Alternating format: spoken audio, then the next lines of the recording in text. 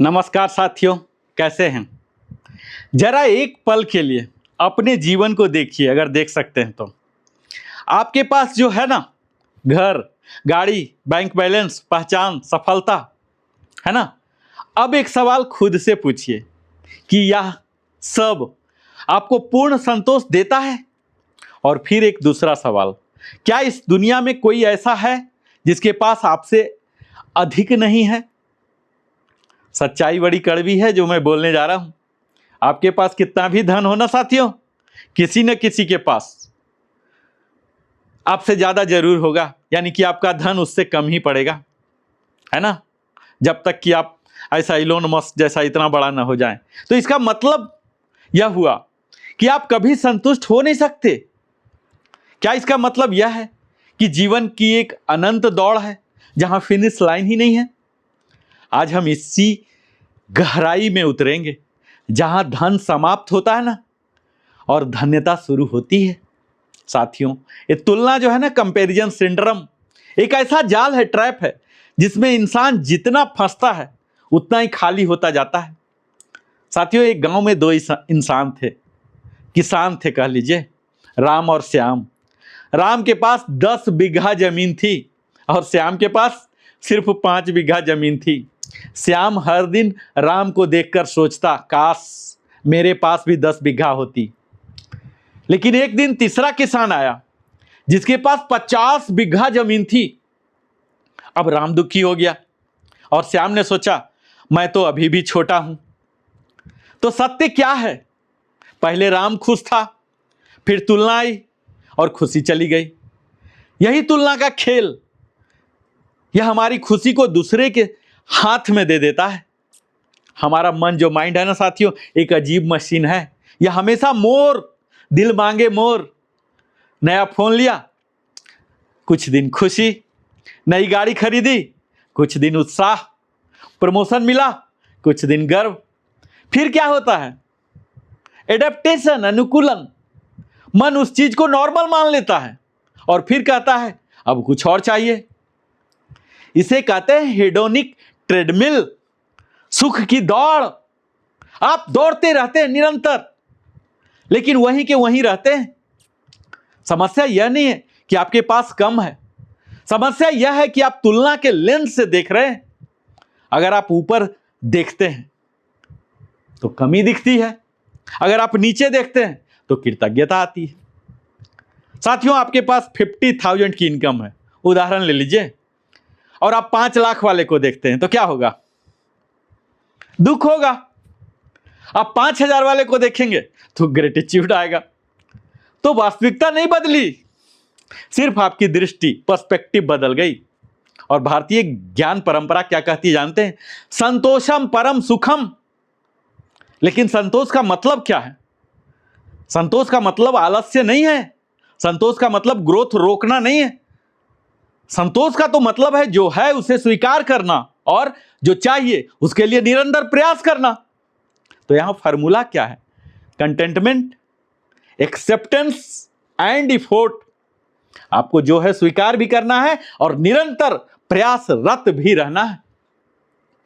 साथियों, ये जो धन है ना, मनी और धन्यता, जिसकी मैं बात कर रहा हूं, फुलफिलमेंट, अलग अलग चीजें हैं। धन ये एक्सटर्नल, बाहरी खुशी दे सकते हैं, जबकि धन्यता हमें इंटरनल, आंतरिक खुशी देती है। ये धन सीमित होंगे, लेकिन धन्यता असीम है। धन हमें तुलना आधारित होती है और धन्यता अनुभव आधारित होती है। ये धन अस्थाई होता है, आज आपके पास है, कल किसी और के पास जा सकता, जबकि धन्यता अस्थाई है, परमानेंट है। एक अरबपति था, जानते हैं, सब कुछ था उसके पास, बंगला, कार, कंपनी, लेकिन नींद नहीं आती थी। एक दिन उसने एक मजदूर को देख लिया, रोड पर ही किनारे में सो रहा है, एकदम खर्राटे ले रहा, जो जमीन पर ही सो के नींद ले रहा, पूरा गहरा नींद। तो उसने पूछा कि आपके पास कुछ नहीं है, फिर भी आप इतने खुश कैसे? मजदूर जानते हैं मुस्कुराया और क्या कहा, साहब मेरे पास जो है मैं उसी में पूरा हूं। यही अंतर है धन और धन्यता का। जीवन में संतुलन जरूरी है।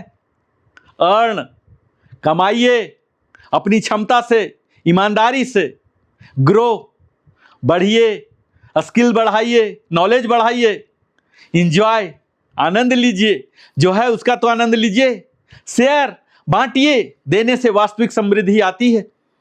और ग्रेटिट्यूड एक ऐसी शक्ति है ना जो आपके पास जो है उसे पर्याप्त बना देती है। और हर रात 3 चीजें लिखिए, आज मुझे किस बात के लिए धन्यवाद देना है। धीरे धीरे आपका माइंड स्कार्सिटी से अबंडेंस में शिफ्ट होगा। साथियों, जीवन में जब सब कुछ जुड़ा होता है ना, तो पैसा है, ये सुरक्षा देती है, लेकिन रिश्ते जो है ना, इससे अर्थ मिलता है। और जब स्वास्थ्य है तो आनंद मिलता है, और जब चेतना होती है तो पूर्णता मिलती है। और अगर एक भी मिसिंग है तो जीवन अधूरा लगेगा। तो आप पूछेंगे असली अमीरी क्या है?